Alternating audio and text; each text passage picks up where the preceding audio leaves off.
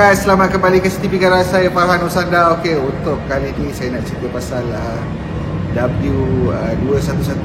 Baru-baru ni saya dapat satu customer dia hantar kereta, keluar battery warning light on, alright, dan juga top up coolant message light on. So kita kupas kejap lagi.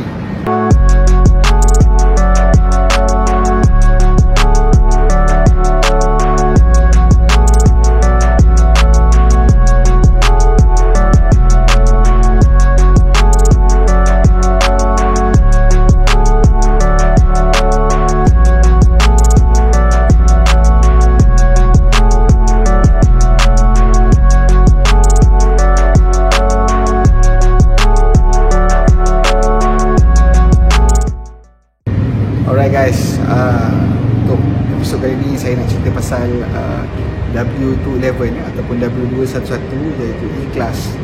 Okey, untuk E-Class ni dia ada facelift dan juga pre-facelift. So dekat Malaysia yang paling terkenal adalah model E200 kompresor, baik facelift ataupun pre-facelift. Sebab E200 kompresor ni menggunakan enjin M271 kompresor bersisikan 1.8.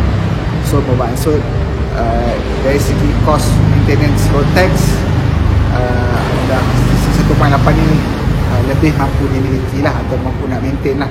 Alright. Dan yang kedua, kita tahu sisi 1.8 ni tak besar, bermaksud dia punya fuel consumption dia adalah economical. Alright. Dan juga kita boleh enjoy experience menggunakan ataupun memiliki sebuah Mercedes-Benz. Alright. So dalam episod kali ni saya baru-baru ni ada dapat satu customer, dia hantar kereta dekat saya, tapi model dia W211 E240 pre-facelift, right? Apa cerita pasal pre-facelift dengan facelift ni? Banyak beza dari segi functionality dan juga benda yang diorang update between pre-facelift dan facelift. Yang paling ketara adalah dari segi body kit dan juga sistem brake, right? Kalau kita tengok pre-facelift menggunakan teknologi baru, masa tu agak hot jugalah, sebab kita panggil tu inovasi baru daripada Mercedes, menggunakan brake by wire. Okey, nama komersial dia adalah SBC, Sensortronic Brake Control, right? SBC ni dia adalah satu maintenance yang agak costly, sebab bila dia rosak, pump dia rosak terutamanya, kos untuk baiki dia agak mahal. Alright, so biasanya kalau customer saya nak memiliki W211, saya akan recommend dia membeli W211 yang model facelift lah, iaitu 2009 dan ke atas. Alright. So customer saya ni dia pakai E240 pre-facelift. Problem dia adalah top up coolant light on dan juga battery warning light on. So lepas kita dah diagnose, kita check bateri dia baru, dia punya main bateri dia baru, dan juga alternator dia masih berfungsi dengan baik, tetapi tetap juga menyala battery light on. So apakah isu sebenarnya? Okey, untuk battery light on W211 biasanya keluar antaranya alternator yang bermasalah, alternator tak charging. Yang kedua, kemungkinan besar battery control module yang isu, dan yang ketiga adalah auxiliary battery dah rosak lah. Okay, so basically dalam hal customer saya ni, isu dia adalah auxiliary battery dia malfunction. Okay, auxiliary battery untuk W211 pre-facelift, function dia adalah untuk support sistem SBC. Alright. So bila bateri ni tak berfungsi, maka sistem SBC, iaitu lebih pada brake hold, sistem SBC brake hold, dia tidak berfungsi, dan juga dia akan trigger auxiliary battery, akan trigger battery warning light on lah. Alright. Dan yang kedua kena adalah dia punya radiator dia bocor. So kita tukarkan radiator dia dan selesai lah. Alright. So untuk E200 kompresor yang menggunakan enjin M271 kompresor, alright. So sepanjang pengalaman saya buat enjin ni, ada beberapa isu utama dia lah. Yang biasanya akan kena adalah kebocoran minyak ke dalam sistem coolant, alright, yang biasa kita akan panggil teh tarik lah.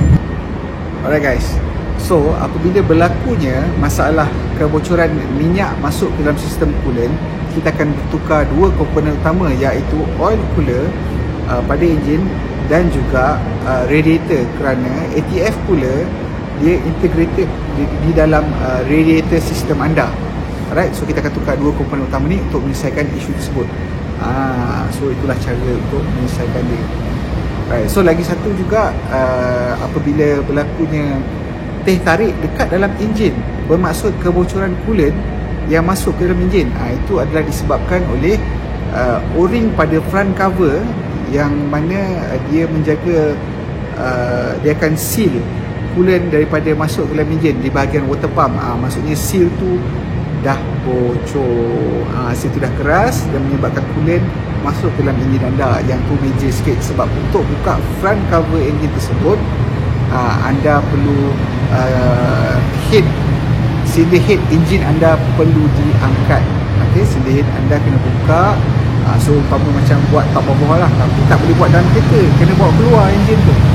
Kita bawa keluar enjin tu dan kita kena buka front cover, baru kita boleh tukar o-ring tu. O-ring tu tak mahal, yang mahal adalah dia punya workmanship dan juga barang-barang lain seperti cylinder head cover, kita panggil top set kena sediakan.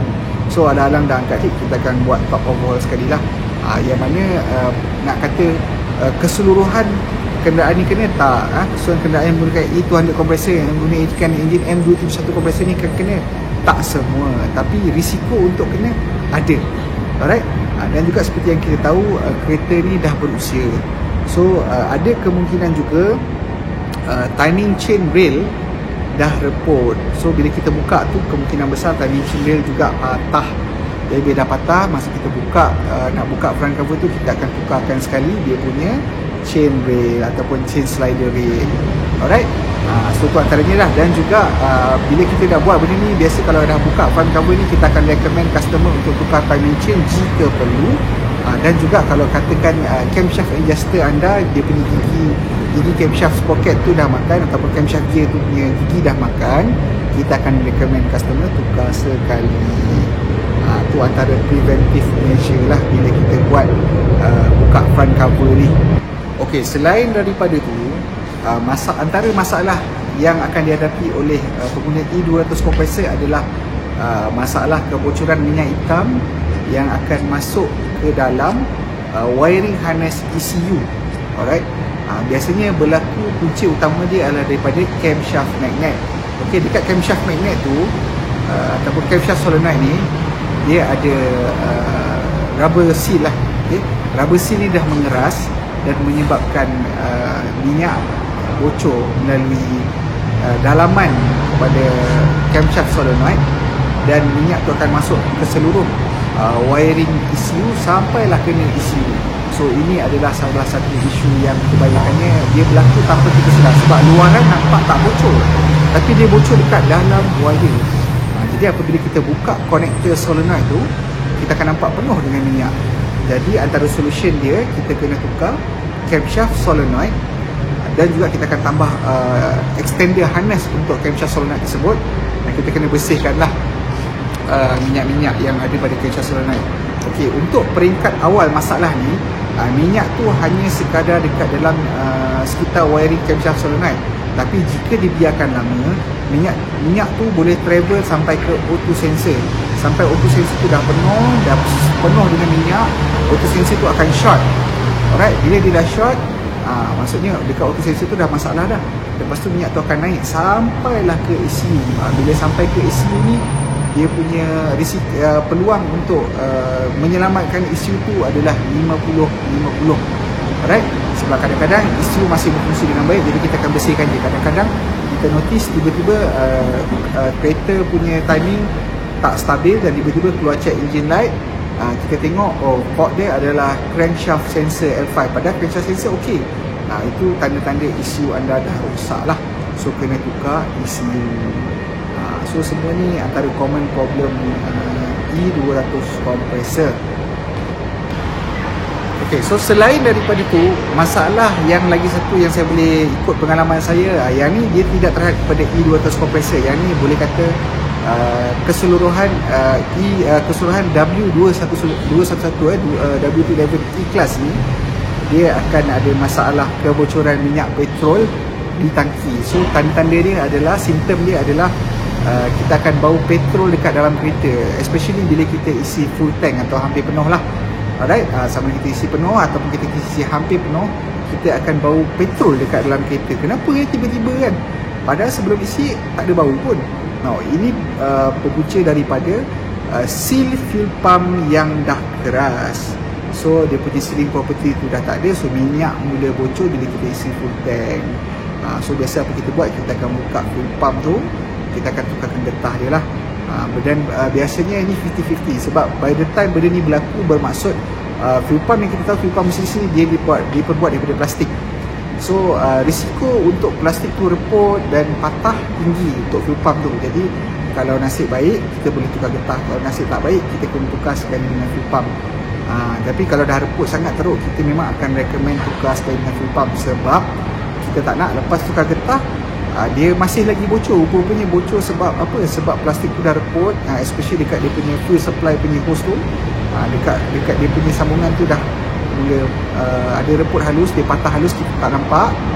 Dah pasang semua, kita dah ikat clamp, start, bocor. Dan bocor dia bukannya terus nampak, bocor dia bocor halus. So kita ingat masalah dah selesai. Bila customer bawa 2-3 kali, ada lagi bau dan kena tukar fuel pump. Jadi untuk mengelakkan kerja 2 kali, kita akan recommend tukar seal dan juga fuel pump jika perlu. So untuk model E200 kompresor ni, pengalaman saya lagi satu, untuk model facelift, kadang-kadang ESP light on trigger secara kadang-kadang tiba-tiba je dia menyala, lepas tu dia hilang. Kadang-kadang dia menyala lama, lepas tu bila bawa on off dia datang balik. Itu antara pengalaman saya disebabkan oleh brake light switch. Dan pastikan bila anda tukar brake light switch tu, jangan gunakan barang OEM. Sebab OEM punya brake light switch bukan tak boleh pakai, boleh, tapi ada peluang ataupun ada masa dia jadi balik. Sebab berikut pengalaman saya, berkemungkinan besar daripada sistem tu sendiri detect OEM parts untuk brake light switch ni, dia punya current tak stable. So brake light switch ni disarankan menggunakan original part daripada Mercedes-Benz sahaja.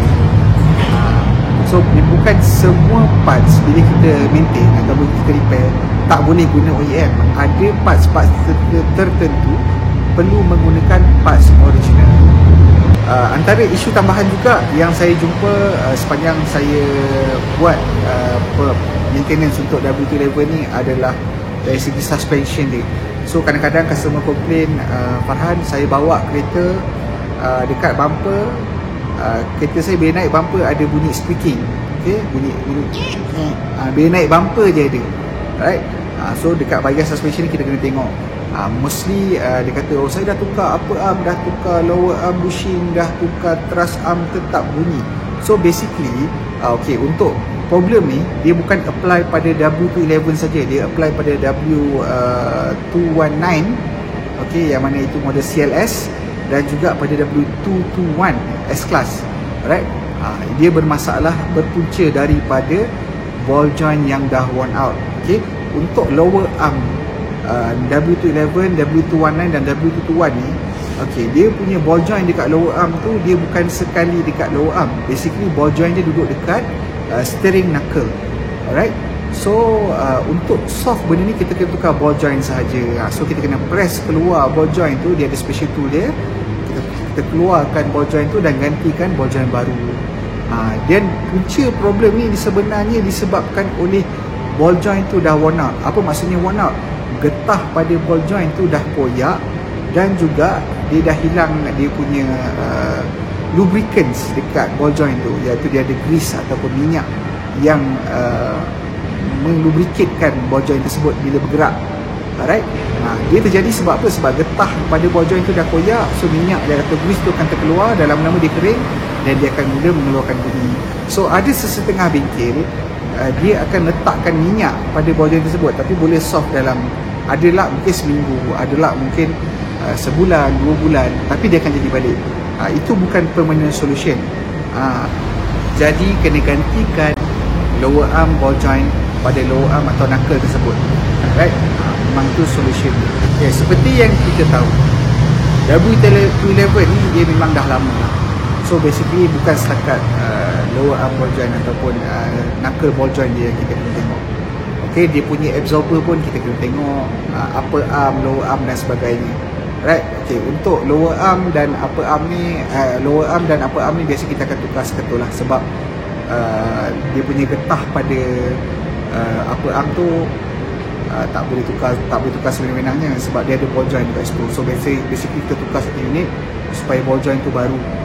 Begitu juga dengan truss arm. Macam truss arm, tak boleh ke kita tukar bushing saja, kita tak tukar truss arm satu unit, sebab truss arm satu unit mahal sikit berbanding tukar bushing. Boleh, tapi dekat truss arm tersebut ada ball joint. Isu dia bukan pada bushing yang crack ataupun pecah tu, isu dia adalah pada ball joint tersebut. Apabila bushing dia dah crack, itu bermaksud dia punya lifespan untuk arm tersebut dah sampai time dia. Jadi yang terbaik adalah kita tukarkan dia punya truss arm tersebut satu unit. So getah baru dan ball joint pun baru. Begitu juga dengan lower arm. Lower arm dia walaupun ball joint tu asing dengan knuckle dan dia ada bush dia, dekat lower arm tu ada ball joint untuk stabilizer bar. Ball joint pada stabilizer bar ni pun boleh worn out juga. So yang terbaik apabila kita maintain kita punya suspension system ni, yang dari segi arm-arm ni, elok tukar arm satu unit baru. Baru kereta tu rasa solid, tak ada bunyi, bawa sedap dan mantap. Itu baru dekat arm. Untuk absorber pula pun kita tengok juga, sebab kereta lama kan, jadi kemungkinan besar dia punya absorber dah tak optimum. Lagi-lagi kereta yang dah lebih 5-6 tahun ni kan, bawa memang tak ada bunyi, tetapi kita tak sedar sebenarnya kereta tu terlalu berbuai. Bermaksud absorber dia dah jam, ataupun dah tak main, ataupun basically dah tak ada gas, ataupun dah tak ada minyak, kita tak tahu. Bila kita bawa tu, dia akan rasa berbuai-buai. Berbuai-buai tu maksudnya bila kita bawa dekat jalan tak rata, kita rasa dia tak kuat, tapi dia ada. Berbanding kalau mungkin dia dalam keadaan elok, dia buai dia sikit je, zup, sikit je. Kalau dia dah mula buat zup, dah rasa tak sedap tu, tu maksud absorber anda dah bermasalah. Itu pun kena tengok. Dan biasanya absorber kita akan tukar sepasang. Contoh kalau depan rosak, kita tukar depan sepasang. Kalau belakang rosak, kita tukar belakang sepasang. So kalau orang tanya saya, Farhan, apa brand absorber yang bagus? Brand absorber ni bergantung, sebab ada yang kata Sash bagus sebab Sash lebih comfort, lembut. Okay, macam saya akan recommend customer guna Bilstein. Sebab apa? Sebab Bilstein dia adalah 30% stiffer. So basically dia punya road holding dia, performance dia lebih stiff sikit. Dia 30% je, tak banyak. Tapi dari segi road handling, dari segi bawa, driving satisfaction tu sedap. Especially bila kita take corner, kita tackle corner, kita akan rasa dia punya smoothness, kita akan rasa kereta kita respon terhadap corner tersebut.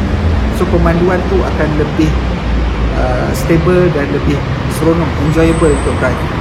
Right? Masalah bau pada aircon. Right? Ini pun antara masalah yang saya dapat komplain daripada customer saya.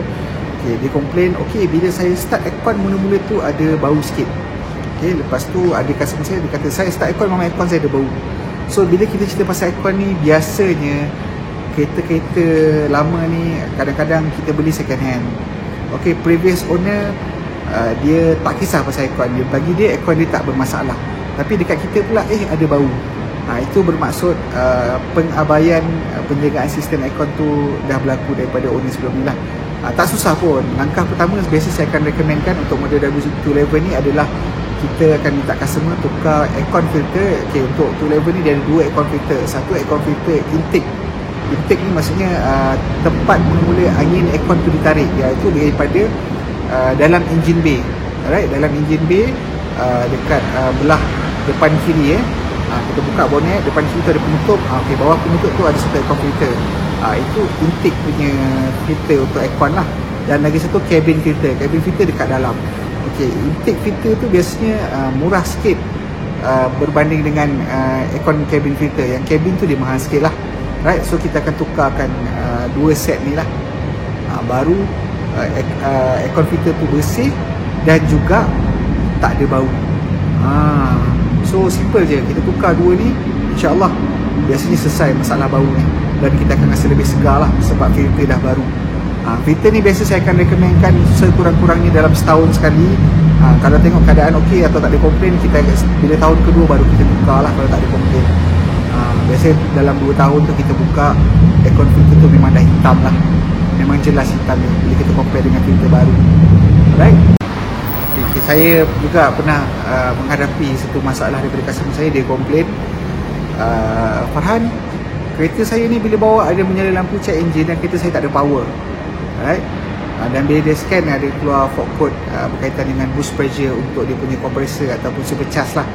Alright. Ini biasanya berlaku sebab dia ada lebih kurang 3 sebab. Tak silap saya dalam 3 sebab lah. Antaranya adalah satu, sensor yang dah kotor. So sensor tu detect pressure tu over pressure. So kejap dia rasa macam ada power, tiba-tiba dia cut engine, cut power, cut supercharge dan engine jadi lemau lah. Itu yang pertama. Yang keduanya adalah disebabkan oleh kebocoran hose, dan juga yang kedua disebabkan kebocoran hose, dan yang ketiga boleh disebabkan oleh intercooler hose, intercooler yang bocor. Intercooler bocor. Intercooler bocor ni biasa sebab kena batu lah. Kita tak tahu, kita tengah bawa dekat highway tiba-tiba terkena batu kan.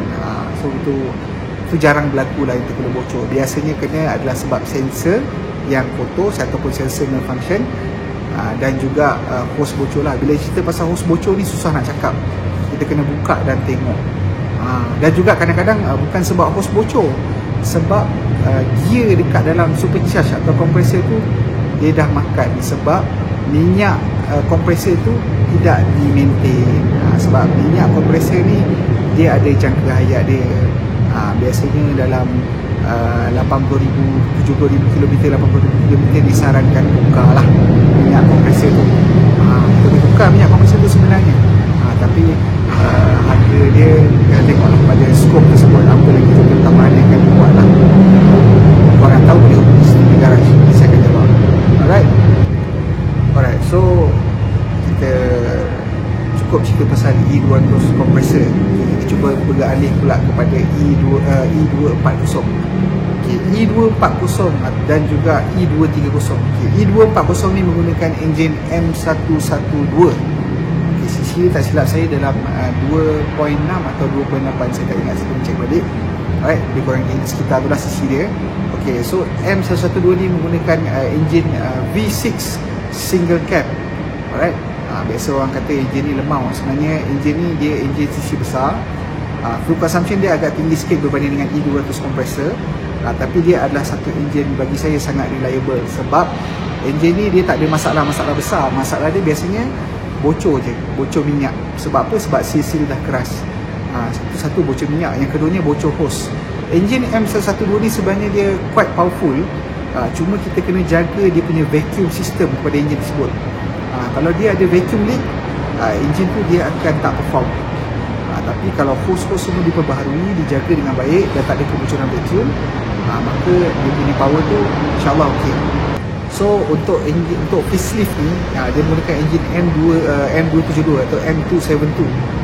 Enjin M272 ni pula adalah enjin V6 twin cam. Alright. So basically dia lebih powerful berbanding dengan M112. Powerful dari segi apa? Powerful dari segi dia punya respon. Biasalah single cam versus twin cam, memang akan rasa dia punya power difference lah. Alright. Okay, berbeza dengan M112, M272 twin cam ni dia punya ragam lain pula. M272 ni biasa terkenal dengan masalah ECU. Kenapa terkenal dengan masalah ECU? Sebab kedudukan ECU enjin tersebut yang berada betul-betul di atas enjin, biasa jangka hayatnya dalam 6-7 tahun dia akan kena sekali lah. ECU ni bermasalah dan kena tukar lah. Dan juga masalah-masalah lain yang saya pernah hadapi adalah dia punya intake manifold. Untuk M272 ni intake manifold dia menggunakan variable intake path. So dia ada dua path, satu short path dan long path. Right? So bila dia punya intake tumbler flap tu dah bermasalah, alright, biasanya dia bermasalah sebab dah berusia lah. Dia punya tumbler flap tu ataupun yang kontrol dia punya variable path tu, dia punya flap tu dia buat daripada plastik, dia punya tumbler flap tu. So bila dia punya flap tu patah, Jadi anda punya variable path tu tak berfungsi dan dia akan trigger check engine sebab flag tu bergerak, dia ada sensor. Bila dia detect sensor tu tak bergerak, dia malfunction lah, dan power engine akan terjejas. Tu antara masalah dia lah, engine. Okay, selain daripada tu pula, untuk M272 ni yang saya notice adalah spark plug dan ignition coil issue lah. Ini nak kata selalu, tak selalu, tapi dia ada. Okay. Biasanya sebab pengabaian penjagaan spark plug ataupun spark plug maintenance interval tu tak di-maintain. Contoh spark plug macam saya akan recommend tukar pada mileage 90 ke 100 ribu. Sebab actually ikut manufacturer spec kena tukar pada 150 ribu, tapi kadang-kadang bergantung kepada penggunaan kenderaan tersebut lah. Cara kita pandu kereta tu, cara kita gunakan, sama ada gunakan jarang-jarang atau gunakan hari-hari, dan juga cara guna kita, mungkin kita bawa santai atau kita bawa kasar kan, semua bergantung. Jadi yang ideal mileage untuk saya adalah 90 ke 100 ribu kita tukar, baru kita akan elakkan daripada masalah misfire lah. Satu. Dan yang kedua, ignition coil ni biasa aging. Kita tak boleh cakap berapa mileage dia, tapi bila kita kena, kita tukar lah. Alright, untuk M272. Lagi satu, kita akan ada masalah dengan dia punya push valve. Okay, M272 ni dia ada satu push valve. Push valve ni adalah emission system control yang dibuat oleh Mercedes-Benz untuk jaga emission lah.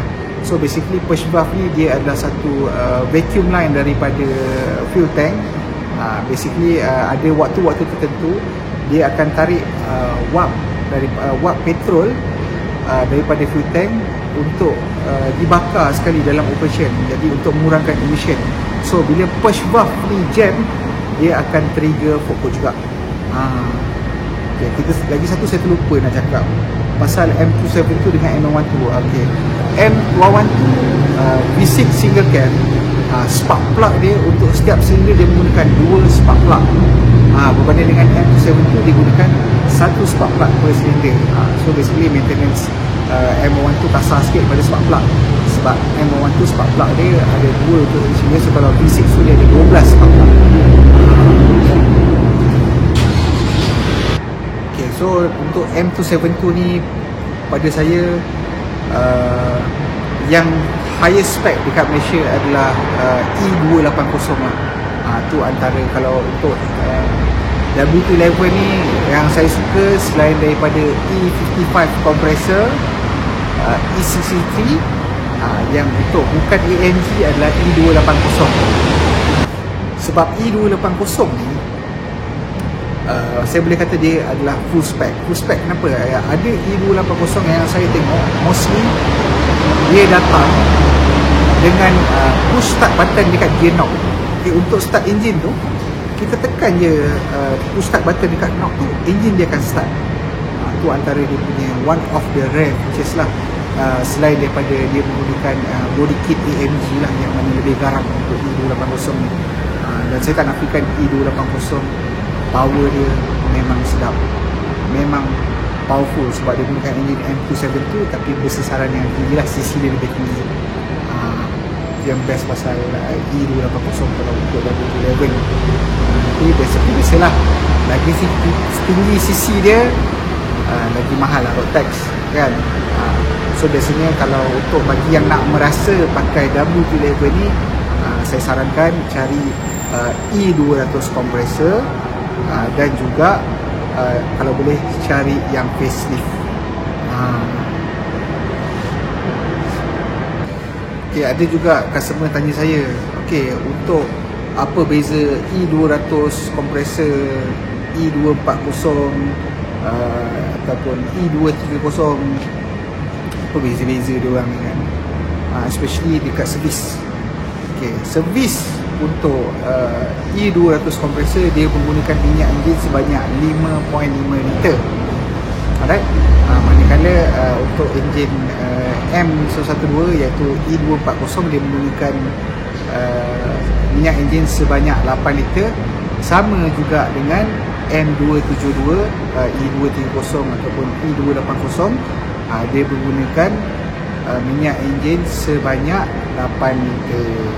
Jadi dari segi servis untuk enjin V6 ni, dia mahal sikit lah sebab minyak enjin dia 8 liter berbanding dengan E200 kompresor ni, minyak enjin dia baru 5.5 liter kan. Itulah.